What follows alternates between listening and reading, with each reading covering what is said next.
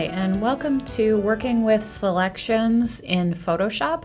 In this video, we're going to cover a few different ways to select objects within Photoshop or select parts of a photo within Photoshop. Making selections within your photo is a very important part of working in the Photoshop realm because a lot of times you're given a photo and you only want pieces and parts of it. So being able to cleanly make those selections is an important skill to master. We're also going to cover a little bit of destructive and non-destructive editing, dealing with adjusting colors or moving objects around within a photo, and why it's important to practice non-destructive editing techniques as often as possible. So to get started, I'm going to work with this cupcake photo that I will provide to you. In this photo here, what we see is we've got a photo with a nice clean edge. This is a pretty simple photo because of the nice clean edge around it. There's some basic photo tools that are going to be able to grab the edge pretty quickly and easily. We are going to have issues when it comes to the white. They're a friendly reminder. Photoshop is an excellent tool. It is not a substitute for the human eye. Anytime you're working in Photoshop, it is on you as a designer and the editor to make sure that the tool is working as it's supposed to. Photoshop doesn't design for you. You design in Photoshop. So let's say I've got this photo and I want to select just the cupcake and exclude the background. Let's say maybe I'm working with this where I want it transparent. Right now you see in the layers panel, this is a flattened image and it has a white background. Well, let's say I want it transparent to put in a layout on the web, something to that effect. So how do I knock out this white background? Well, there's a few ways to do it, so let's take a look. To make this selection, I'm going to hover over my selection tools. Right now I have the magic wand as being the first one up. You may see object selection tool or a quick selection tool. It will remember the last thing you saved. So let's go over the difference in these. I'm going to start with my old favorite, which is magic wand. That's kind of the original one. Magic wand is appropriate for when you have large areas of a solid color that you're wanting to select. It does a really good job at that. If you've got a lot of nuanced color, it may not be the most appropriate thing to select because it may have difficulty. But in this instance, if I wanted to simply select the white, I can just click on the white. And that got a little overzealous. You can see the little marching ants. So where I have the marching ants is where the outline of that selection. And I clicked on that white, got pretty excited about that. Now, the reason it got way over selected is because I have the tolerance turned all the way up to 81. The higher the tolerance, the more it's going to grab in those pixels. So I'm going to turn down my tolerance. By default, I think it's set somewhere in the 30s if you've never messed with it before. I'm going to turn that tolerance down and try again. And you see the difference in the selection. It's selected a lot less. However, because it's saying your tolerance is still pretty high, this white is close to this white, therefore I will select both. I'm going to deselect, which is Control or Command D. I'm going to turn that tolerance down just a scotch more and try it now. That did a better job. You see where the marching ants are? It looks pretty good when I click on that white, that it's selecting all of this white. It does a great job around the cupcake base because that's a different color. It gets a little funny here where I've got the highlight of the frosting. This may be as good as I can do with just a one-click select. So if I want to erase, deselect some of these areas where it's cut into the flower without constantly redoing the selection, I can simply hold down the Option key, or I believe it's Alt key on the PC. You see how the little minus pops up next to the magic wand icon. If I click into that, okay, it's not going to like it. That's too much for it. It's too similar. Let me turn the tolerance down more. And then there we go. Then I can start subtracting out that selection. And you see how that's getting more of the selection around the flower because it's going to sample the same color pixels. So it says, I'm going to deselect all the pixels that are the same color as it. So as I'm getting closer to where this white meets this white, that's really similar for Photoshop. I'm going to turn that tolerance down even more and try and grab some of these pixels.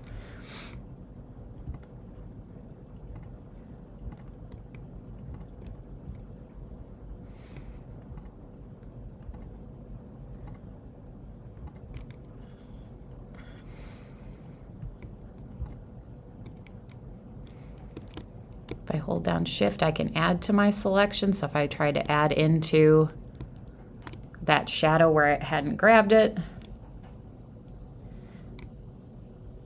and I'm simply moving around using my trackpad. Always zoom in if you're not sure. If you're far out or the picture's really big, it's okay to zoom in when you're making your selections. That's the biggest permission I give to designers is if you can't really tell, zoom in. A lot of designers will just get their face closer to the screen and, you know, you can zoom in. It's okay. And then I went too far. A little too far.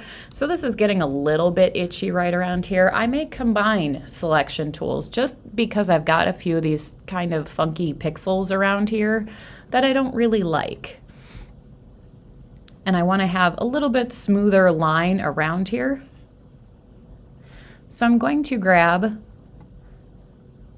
my lasso tool. I actually really like, I'm going to take the polygonal lasso tool just for fun here. And I will also hit that Option key or Alt key to get the minus out of the selection. And I'm going to just manually go around, clicking to drop points where I visibly see that edge of the flower to kind of get rid of some of these little itchy points. You may like the lasso tool, the magnetic lasso tool is probably not going to do a very good job here. It's too similar.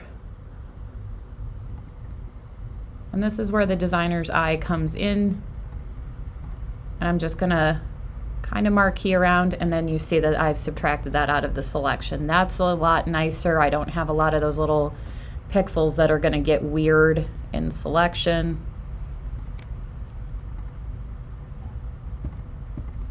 See how that cuts in a little bit. That's a little smoother. Just simply smoothing out some of these areas because Photoshop can't really tell. The pixel colors are too similar. However, our eyes are a little smarter than the computer still. It does a good job. Doesn't always do the best job.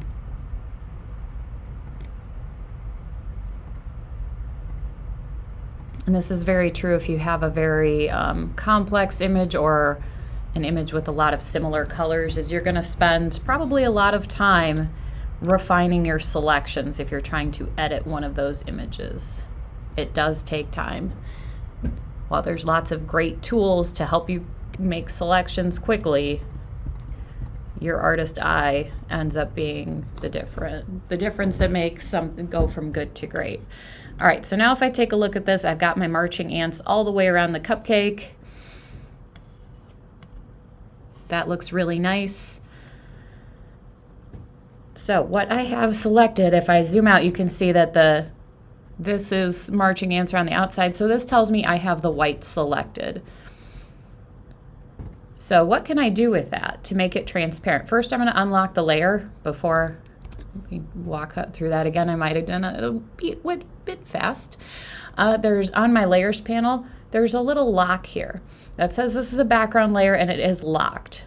So if I said I want this to be transparent, I can simply click on the lock and that will unlock and it turns to layer 0. I can also, instead of clicking that lock, I can just double click on the layer and it will name it to layer 0. I can hit OK. That does the same thing. So now I can actually mess with this and make that transparent. If I were to simply delete the white, nothing would happen if it was locked. If I now hit the delete key, that deletes that white, and now I have a transparent background. This is what's called destructive editing. Because I've deleted that white, it is no longer there. That information has been erased from Photoshop. Now, while that's a way to do it, it's not always the best way. Simply being is that if I were to have maybe made not the best selection, if something, if I hadn't gotten the pixels quite right along the flower on the bottom of the cupcake, which they're not the best along the bottom of the cupcake, I could do a little better job there. If I were to save, close, and reopen this file, I can't get that information back. That information is gone. That is why it's called destructive editing. Yes, my ultimate goal is to eliminate that white background, but that's not the best way to do it. Because again, if I happen to mess up slightly, or the selection wasn't quite right, or I wanted to get that background color back, I can't do it because I've destroyed it. A better way to do it once to mask the selection or to eliminate that white background and have it transparent in a non-destructive way is to turn it into a layer mask. So to make a layer mask within your layers panel, there's a little button down here. It says add layer mask. If I click that, oh no, it got rid of my cupcake. It's because I've got the white selected, it got rid of the cupcake. Well, the white is easier to select because it's one color. So typically, even if I wanted to do this, I would select the white because it's a little faster. And then I'm going to go up to select inverse or Shift Command I. And now I see that the marching ants are no longer on the outside. Now just the cupcake is selected. So now if I hit make layer mask, boom. I now have a transparent background around my cupcake. However, that background is still there. It's masked out. You can see the shape here, and you can see that that mask is linked to the layer. So if I were to happen to do kind of a bad job like I did around the bottom of the cupcake and I said, I want to adjust that mask, I can go back and refine this edge. Or if I found that maybe I didn't do the best job right around the edge of the cupcake, I can re-edit this mask. I can brush it in, I can erase it. So let's take a look at what that looks like. I can edit this mask. It's an editable layer. In order to edit it, all I have to do is have it selected. Right now it is selected. There's a little box around it. To click here, I can select the photo. Click here, I select the mask. Neat, right? And it's got options here. I can feather it. I can change the density. So if I wanted to soften that mask, you see I can add a feather to it and it kind of fuzzes around the side. That's pretty neat. That's pretty cool. So if you don't want a real hard edge, you want it kind of soft, you can add that feather. That will harden the edge. But let's go ahead and brush in that mask. I'm selected on that. Let's grab my eraser tool. And if I erase, that's not really doing anything. That's erasing my picture. Or actually it's brushing in more of the mask, I should say. It's not really erasing the picture. The picture is actually fine if I disable that mask. So you see the picture's fine. But now I'm adding more of that mask in. If I grab my brush tool,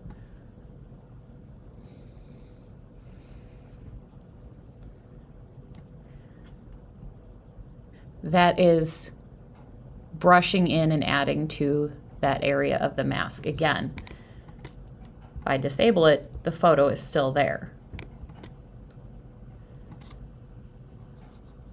So I don't like how that looks at all. That's not my favorite thing ever.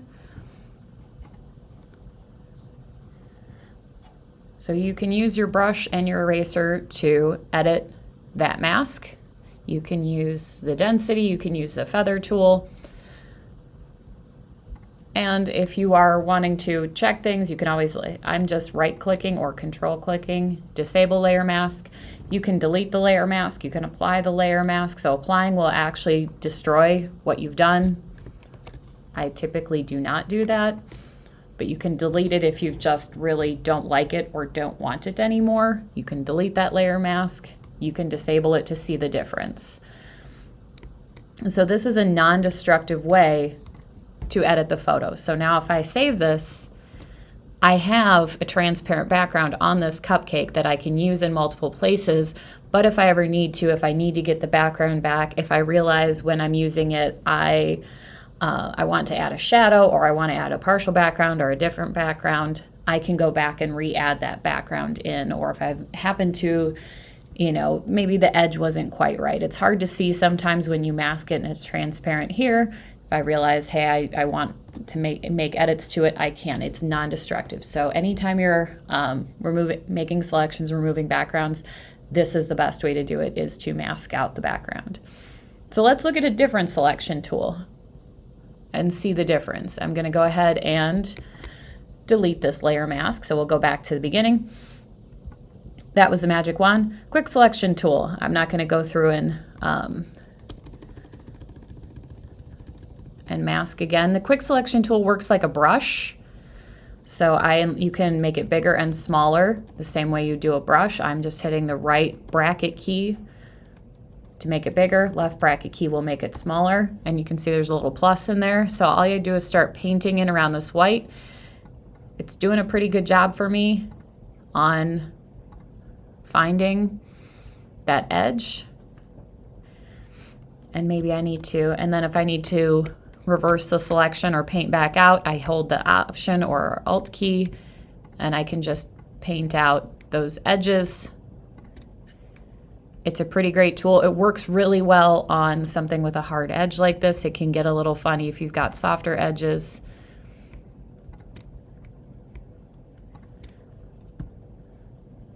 And that looks pretty darn good. I think I got a little spot right here I gotta get.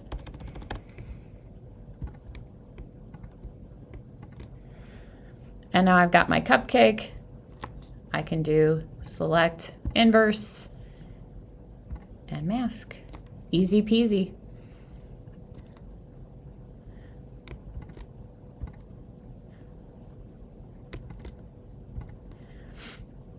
So now let's look at the object selection tool.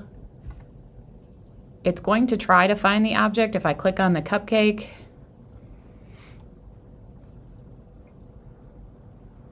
Did it get it? There, it got it. So it grabbed the frosting and that. I hold down Shift. Let's see if I'll get the cupcake part.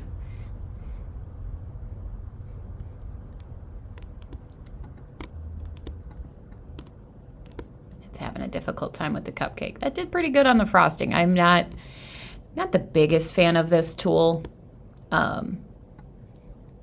I think it's easy, again, if you've got a simple selection. When you start getting more complex things, I feel like the quick selection tool, the brush, is my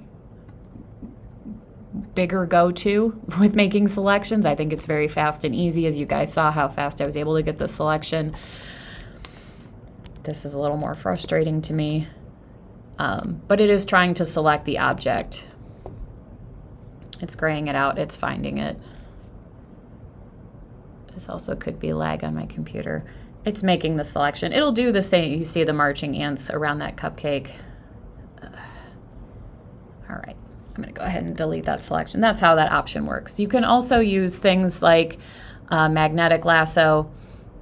This one works pretty well for magnetic lasso if you like it.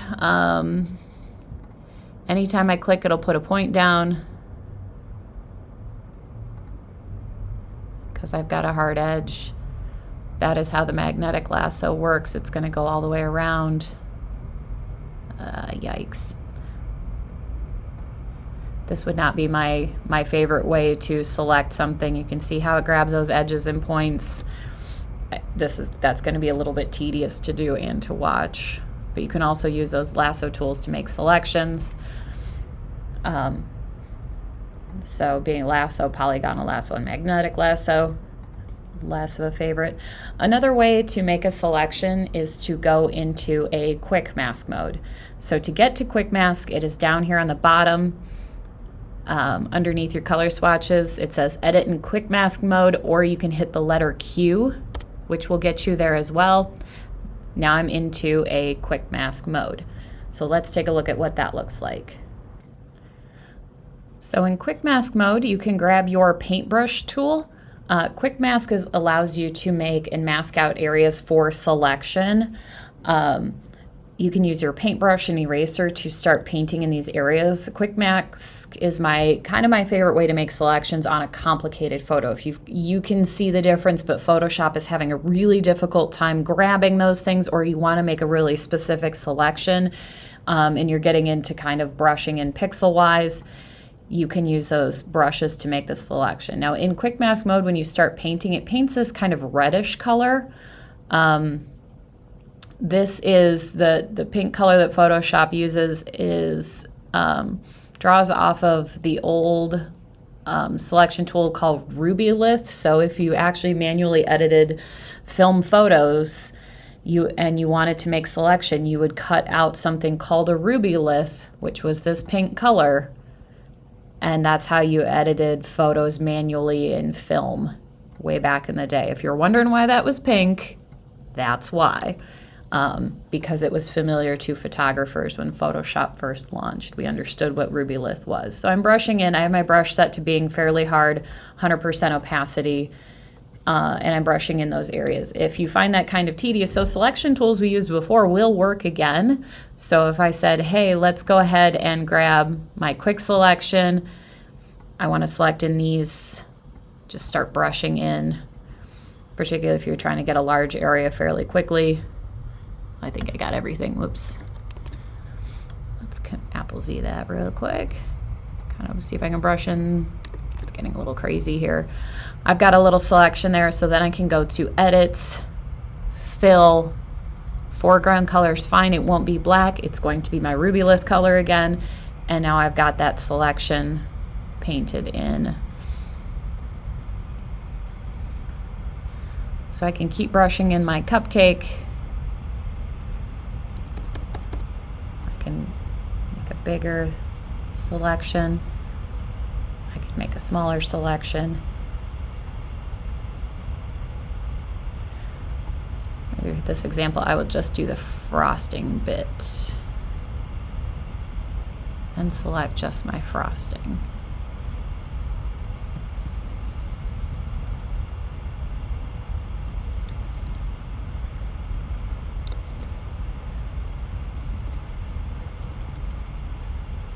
I'm using those shortcut keys. I'm just zooming in. Never be afraid to zoom in.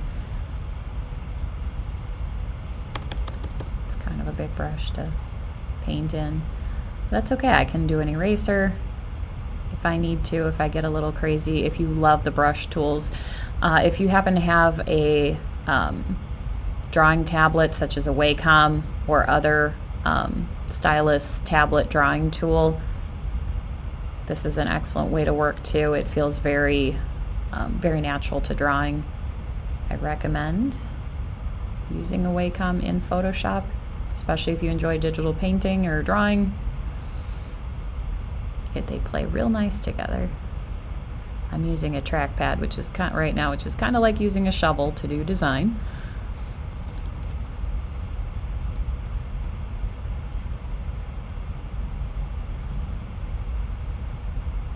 Recommend doing a lot of in-depth Photoshop work using a trackpad. If you're wondering why this seems a little chunky, it's as good as I can do with a trackpad because I don't have my Wacom with me while I'm recording.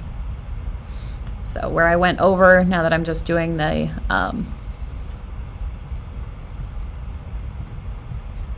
just the frosting, I can erase that selection. If you have a feathered brush, it'll give you kind of a feathered edge. Erase that and just have just the frosting part selected.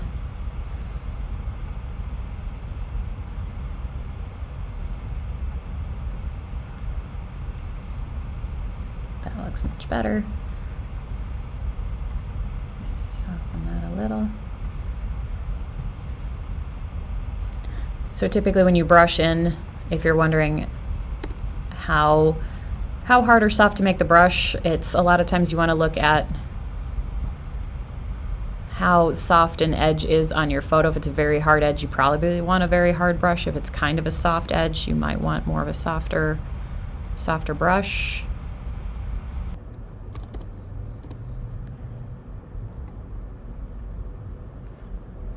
So brushing in, just trying to get all these edges.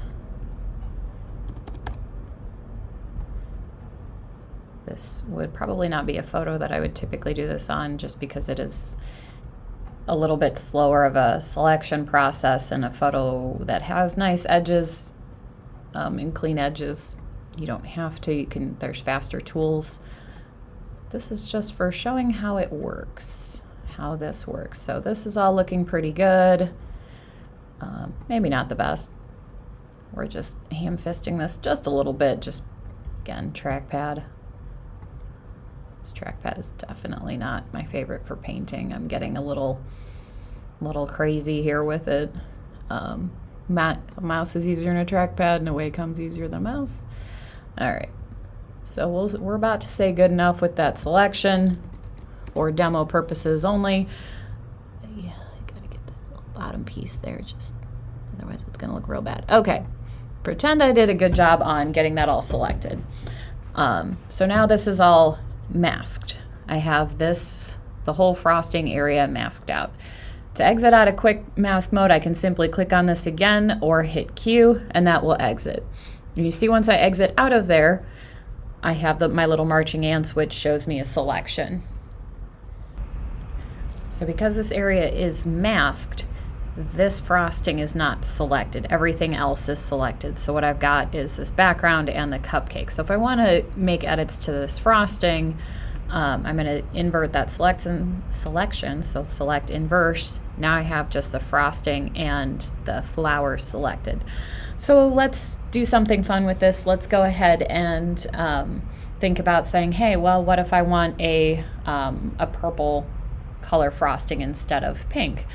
I've got a selection of just that frosting. So let's cover a couple ways that we can make what we can do with that selection in either a destructive or non-destructive way.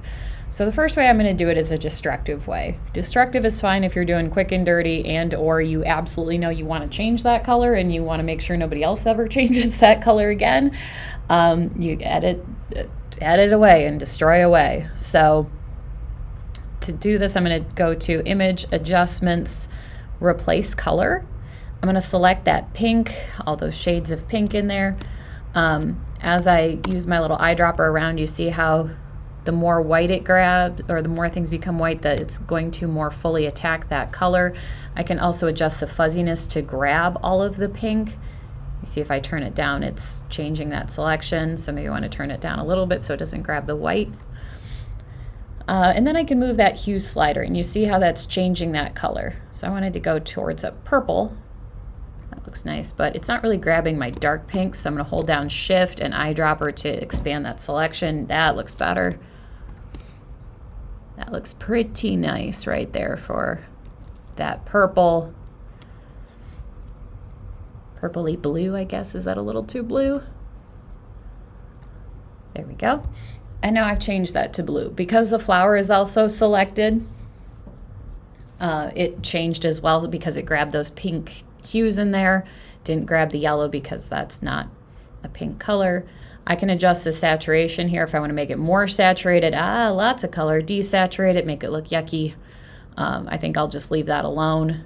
I'll leave it at 0. Same with the lightness. I don't think I need to make it lighter or darker. And then I'll simply click OK. And now that frosting is purple. That is a destructive layer.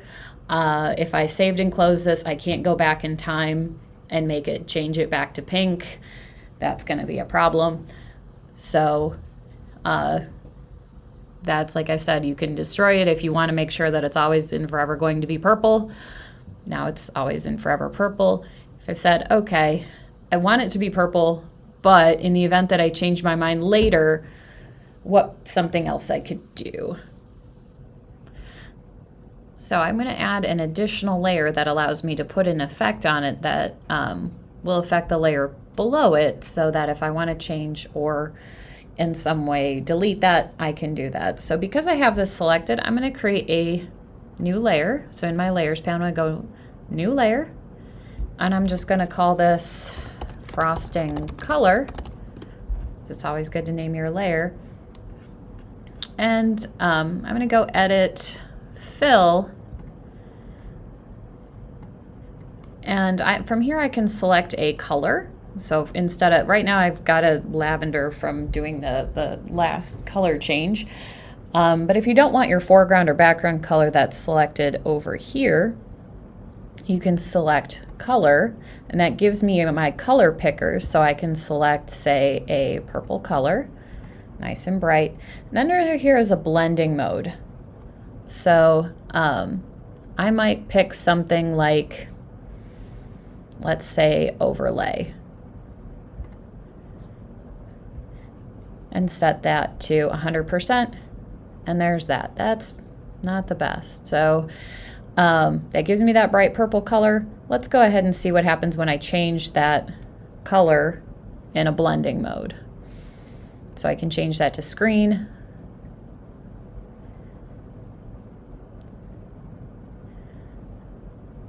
Kind of like hue. That looks pretty nice.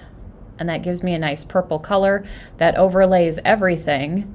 So if I said, hey, maybe I don't really want this flower, I can simply erase where that flower is if I wanted that original selection there.